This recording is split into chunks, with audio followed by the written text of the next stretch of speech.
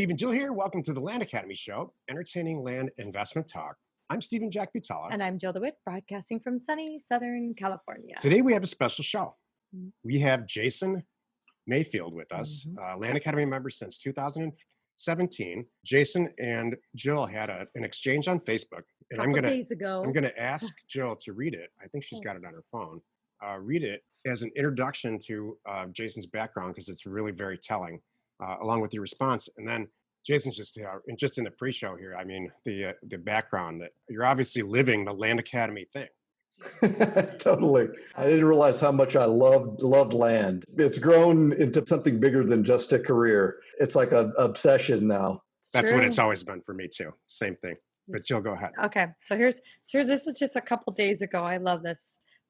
So we had advertised, put a video together of our 5 years anniversary of Land Academy, and I'm just laying in bed trolling through things, and I see your post, Jason, and it said, I was a Land Academy member from early 2017 and have so much gratitude for the model that Jack and Jill have brought me.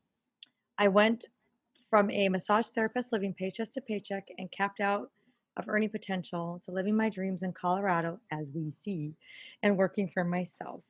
I did so by creatively applying the Land Academy model to recreational and residential markets. After 18 months, I matched my massage career yearly wage, and in the next year, I tripled my wage. After that, I went full-time with it. It has given me the freedom and the foundation for the life of my dreams. I hope to personally thank them someday for this gift. So I wrote back, wow, Jason Mayfield, thank you for sharing your story. You are why we're here.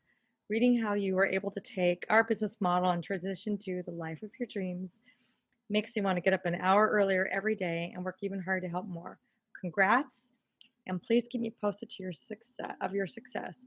And then I said, of course, I too look forward to that in-person chance to connect. And here we kind of are. So We'll get to do it someday. We'll get to give each other a hug again when it's not a felony. But we're so glad that you're here and you agreed to do this with us. I'm going to start the whole thing out by asking you the question that everybody who's watching this or listening to this has for you. Did this make so much sense to you? What is it about you that you just made this so successful for yourself? I'm a entrepreneur. I always wanted to figure out how to do myself because I tried doing the office cubicle thing right after I left college, and it was a painful 4.5 years of my life. I swore to myself that if I was ever going to work that hard again, it better be towards my own dreams and my own goals. So whenever I left the corporate world, and that's when I started doing massage therapy, which was a beautiful career, and I really enjoyed it.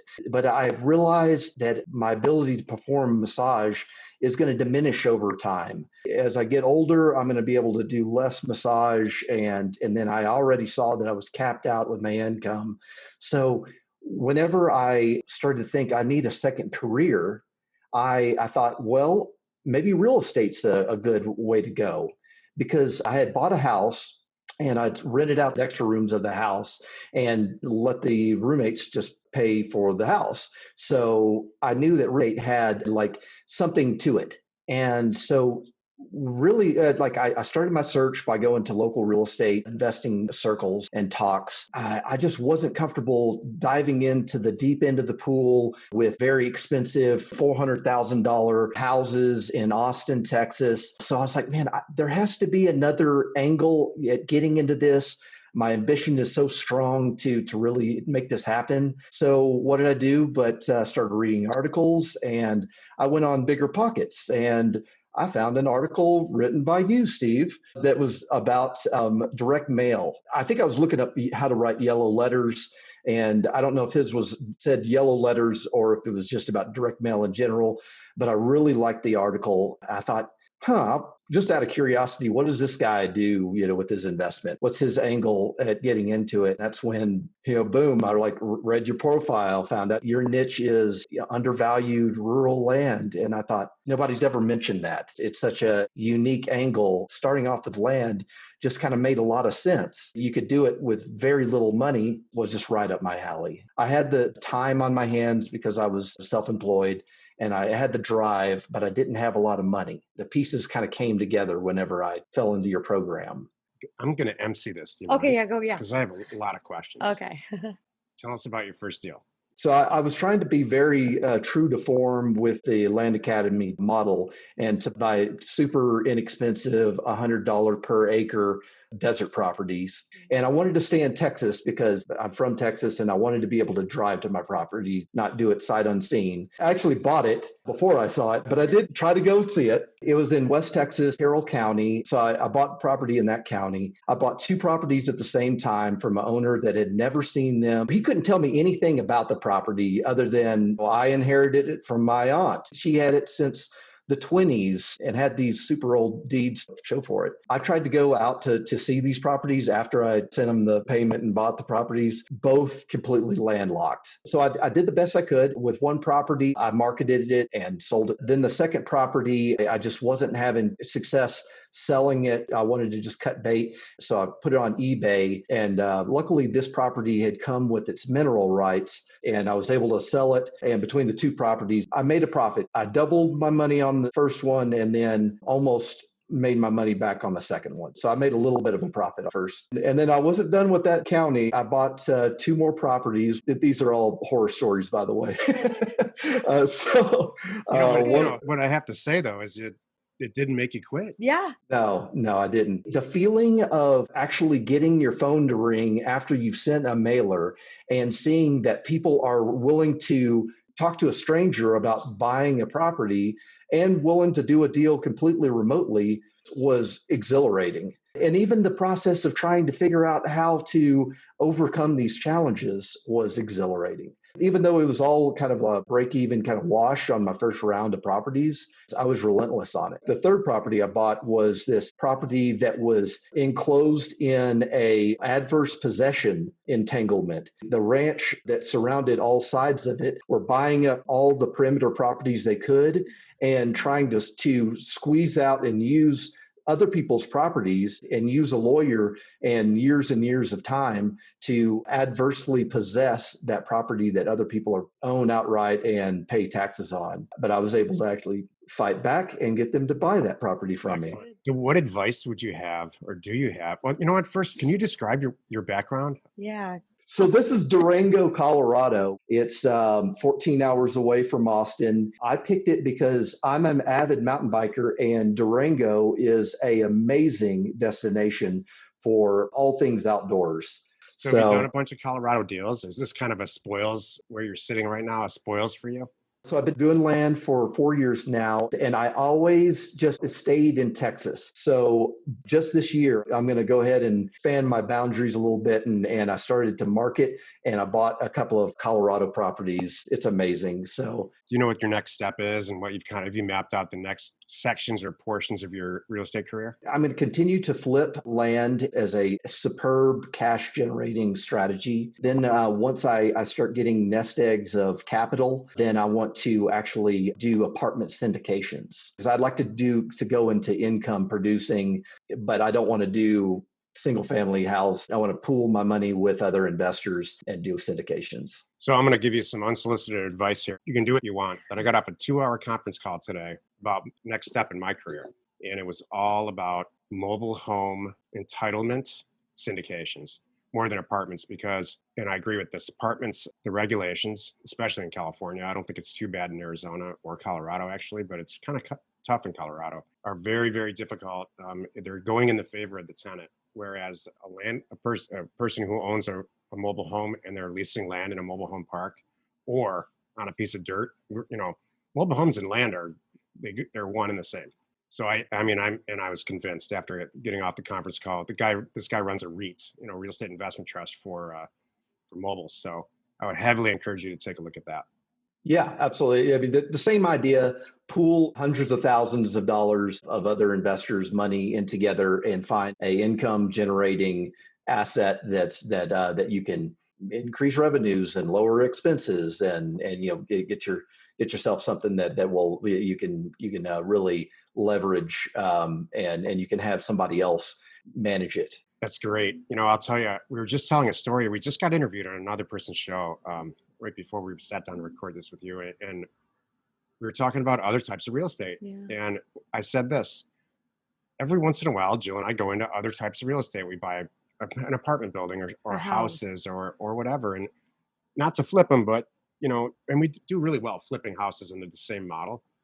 But maybe, there's been a couple of 2 or 3 periods since we started working together where we bought rental houses. And we last about 6 months in that because we look at each other and say, I don't want to do it. Stupid. And how much money could we have made Yeah, just flipping land? exactly. So for some reason, it's always right back to what we started. Because I originally started this, not Land Academy, but the just buying and selling land part, to become a triple net, bank branch owner.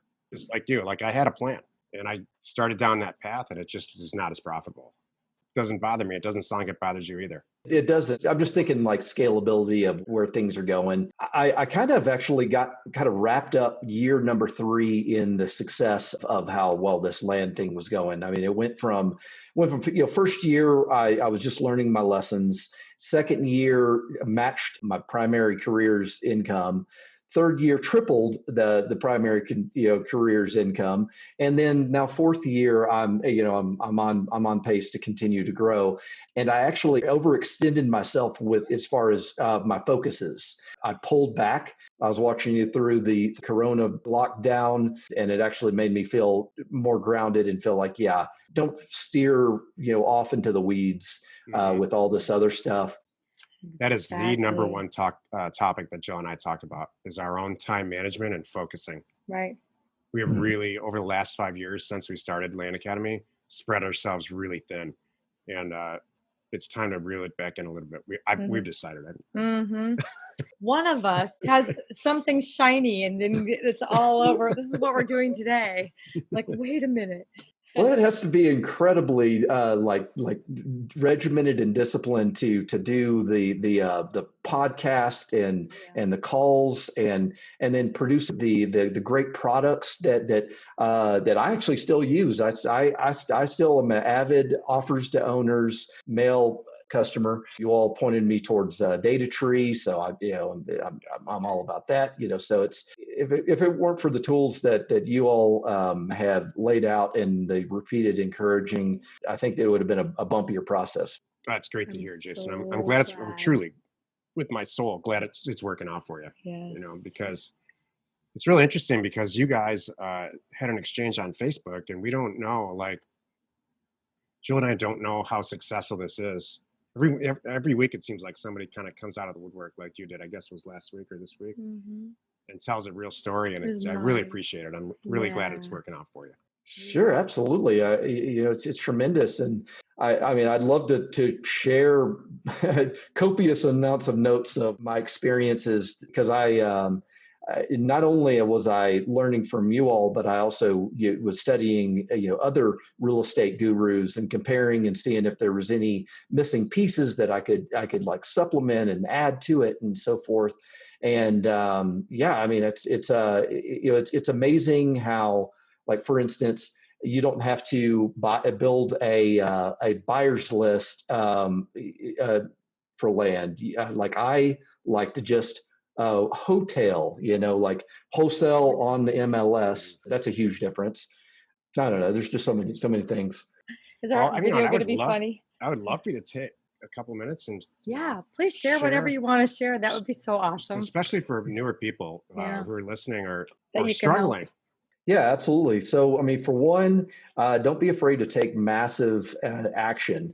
It's a bold step to send out the mailers and to be willing to take the inbound calls of both the people who accept your offer. If you price low, you're going to get a lot of hate, phone calls, calling you some names and You gotta have, to have a little bit of a thick skin about it. Never give up and push through. Every market has its own lesson to be learned. I always wanted you all to get kind of more into the weeds whenever you're giving your educational material about, you beware of this and beware of that.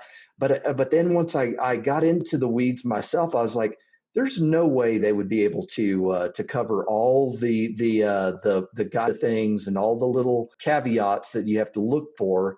And if someone tried to research all of those things before they even pulled the trigger, they would never do a deal. Think about the differences between, for example, East Texas and West Texas. Yeah. Just like different worlds, different universes. So I was just saying, it was already your own business. You just pivoted from one business to another, one that makes more money, obviously, than the last business. So Right. Was that scary at all, and have you built up a staff? It wasn't scary for sure because and it happened over a 3-year time frame, overlapping businesses. Because luckily with my old business, I had it was only about half of the hours of the week. Then the other half, every second I had, I was going back and seeing what I could tweak and push the ball forward with my land business. So I use Pat Live for my answering service, and that takes a huge amount of urgent but not necessarily important calls like off my shoulders. And also it puts it into an email format so I can do my research on the property versus like scrambling while I'm getting a caller on the line trying to figure out what property are they talking about. I like to have my homework in place whenever I call them back so that way I can say, absolutely, let's go forward with this deal, or maybe not. I do need to integrate some more assistants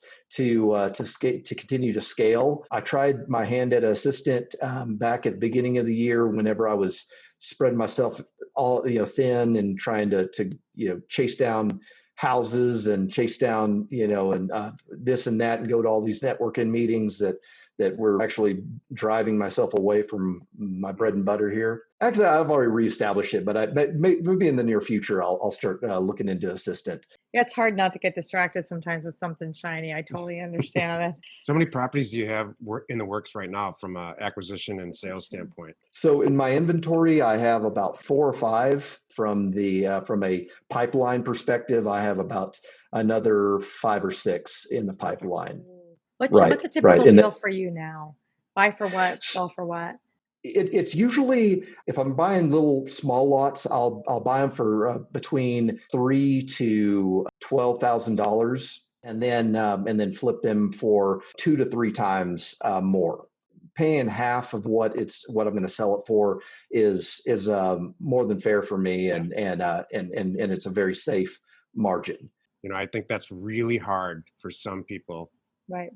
Some people are just hardwired to bargain, to negotiate everything, and just milk it for every cent. Right. And that was hard for me to get over early on.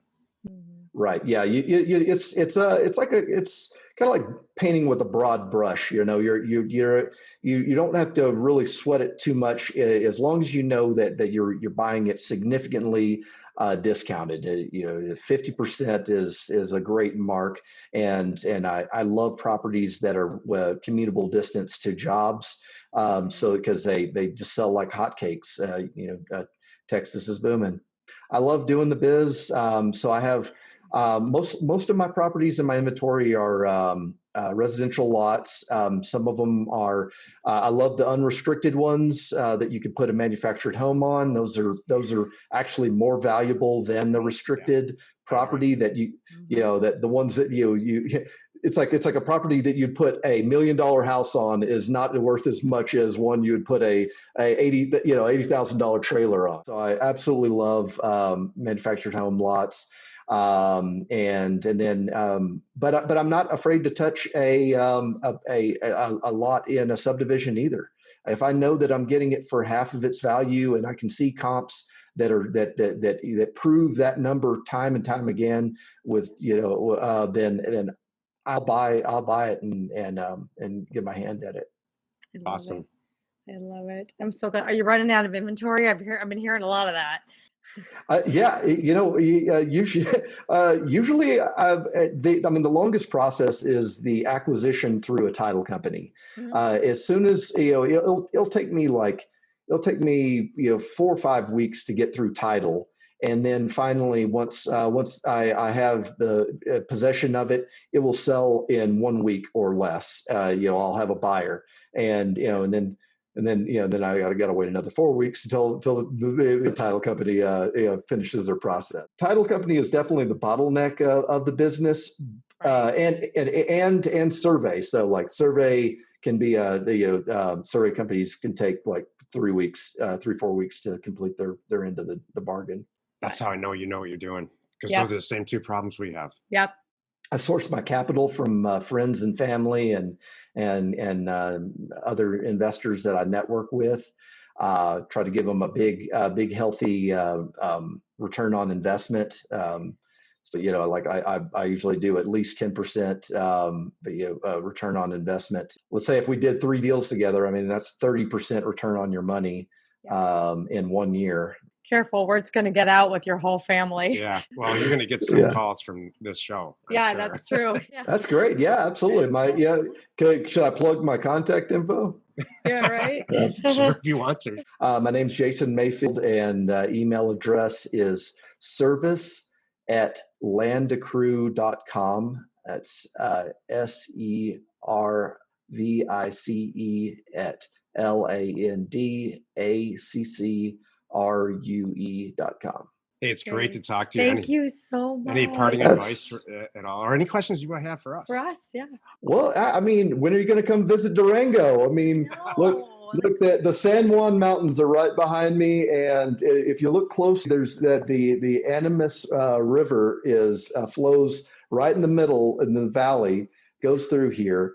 This place is absolutely gorgeous, and you can ride a steam train from here up through the mountain pass to get to Silverton, and apparently it's like the most scenic train ride in the entire nation. You all have done so much for my world, and I can't speak highly enough about it. Thank you. Wow, thank you very appreciate much. that. Yeah. All right, well, thank you so much for inviting me on. This is such an honor. Happy you could join us today. 5 days a week, you can find us here on the Land Academy Show.